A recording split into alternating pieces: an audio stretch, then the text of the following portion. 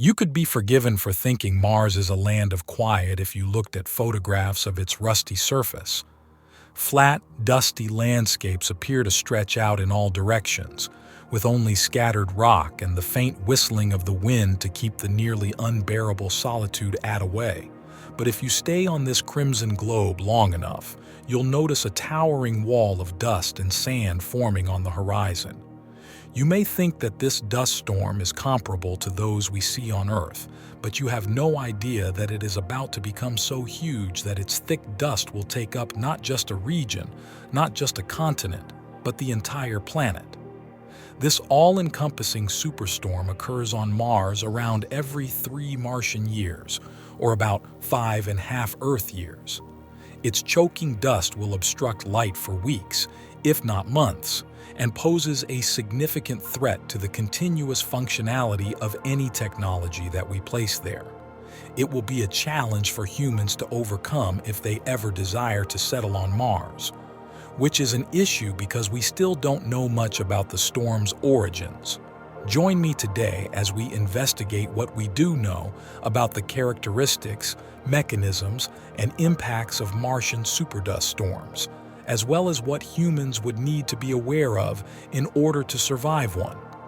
Mars was never subjected to planet-sized dust storms. Although Mars is currently a barren, arid world, it formerly possessed a thick atmosphere warm enough to enable the existence of flowing water. However, Mars dried out and its atmosphere bled away over billions of years of existence, until atmospheric volume was less than 1% of what we have here on Earth. However, dust storms did not begin to occur because Mars became dry. Although we don't know all about the causes of such storms, we believe that Mars's temperature is a crucial factor. Mars becomes significantly worse at keeping heat with less atmosphere, despite its high CO2 levels. There's no air to catch the outgoing warmth when the surface cools. It has reached the point where, if you stood on the planet's equator during its warmest time of day, your feet may feel 23 degrees C while your head might feel 0 degrees C. This indicates that Mars experiences significant temperature changes between day and night. Temperatures currently fluctuate from roughly 27 degrees Celsius in the day to a chilling 133 degrees Celsius at night. Temperature differences can cause winds to form, bringing various weather systems throughout the Earth. However, Mars's arid weather is now driven by dust cycles rather than rain and water cycles. Dust plays an unexpectedly important function on Mars, and without it, those planet-spanning storms would almost certainly never arise. The atmosphere may be too thin to collect and carry heat, but Martian dust is a different matter. It all starts when Martian dust enters the atmosphere. This is accomplished through a number of techniques. One example is dust devils, which occur in large numbers on Mars every year, mainly during the Martian spring and summer. The sun's rays heat the ground, causing the air directly adjacent to it to rise and cool air from the atmosphere to be dragged down, to fill the vacuum. These opposing winds form soaring spirals of air that can reach hundreds of meters in width and 5 kilometers in height, while many are much smaller. Whatever their size, as they meander across Mars' vast deserts, they suck up dust and throw it into the atmosphere, leaving a cloud of slightly darkened skies in their wake. This mechanism is considered to contribute to a haze of background dust that persists in Mars's atmosphere all the time. While this is the most visible way for dust to enter the atmosphere, it is not the most common. The basic influence of wind blowing across Mars's dusty surface, and a process known as saltation, is far more widespread. Small particles have a lot of cohesion due to being slightly electrostatic, kind of like packing peanuts, so they tend to stick together, which means they require a certain amount of momentum to begin going. Larger particles, on the other hand, are easier for the wind to move since they have less cohesiveness. So it is the larger sand grains that are lifted by wind gusts and carried for short distances. However, because they become too heavy for the wind to suspend, they fall down again, and the force of these tiny hits imparts enough momentum to overcome cohesion and propel the lighter dust into the air. However, once there, Mars's lower gravity allows dust to linger in the atmosphere for extended periods of time, weeks or months. This is enough to trigger the creation of storms, because, unlike the thin air surrounding them, dust particles are excellent at absorbing heat from the sun. When the sun warms the dust in the atmosphere, it acts like a small radiator, slowly releasing the accumulated heat into the air around them where it would have previously flowed through to the ground below. This significantly warms the surrounding atmosphere. Warm air rises, but now it does so on a far greater scale than when dust devils formed previously. Wind must be sucked in from the rising air mass's flanks, but this only adds more fuel to the fire. More wind equals more saltation, more dust in the atmosphere, and more chances for the atmosphere to warm. This out-of-control process eventually escalates into a regional dust storm. The good news is that a dust storm on Mars is not particularly harmful on a local scale. Wind speeds reach 97 km/h, less than half the speed of hurricane winds on Earth. Even this is deceptive, because to the thinness of the environment, even while moving swiftly, you wouldn't feel much, just as a single person has less pushing strength than a throng. Dust storms are not powerful enough to knock over spacecraft or ruin satellite dishes, despite what you might see in some science fiction books set on Mars. However, such storms pose their own set of risks.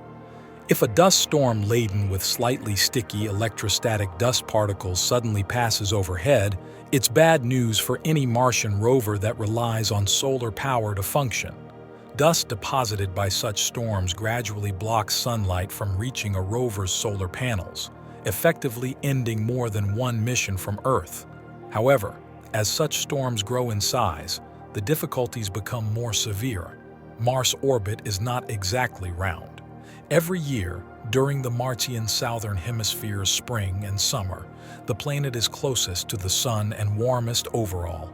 Regional dust storms start merging into a superstorm the size of a continent during this time of year for reasons we don't completely understand. Of course, it's plausible that numerous storms were forming at the same time and began to merge due to proximity. Although their regularity suggests that coincidence is insufficient an explanation. After all, these occur yearly, like clockwork, once the temperature rises sufficiently. That is only the continent-sized ones. Scientists have no explanation for the step above that, the planet-sized storms, as of yet. These occur once every 3 Martian years, which appears to be a small enough duration to rule out Milankovitch cycles as their source. These generally operate on timescales ranging from thousands to hundreds of thousands of years. Perhaps there is some part of the dust cycle that needs to be replenished, and it takes 3 Martian years, or about 5.5 Earth years to do so. We don't know for sure. While most dust storms on Mars endure only a few days, the apex of these storms can last weeks. These storms can have a significant influence on any human technology on the globe. Scientists can use aerosol optical depth, or AOD, to determine how much sunlight is absorbed or reflected by contaminants in the atmosphere on Mars. On Mars, the AOD is normally around 0.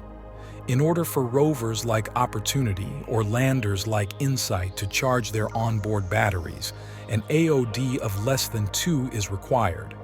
The heavy smoke produced by a wildfire on Earth that begins to transform day into night has an AOD of 7. These planet-sized dust storms have AODs ranging from 9 to 11.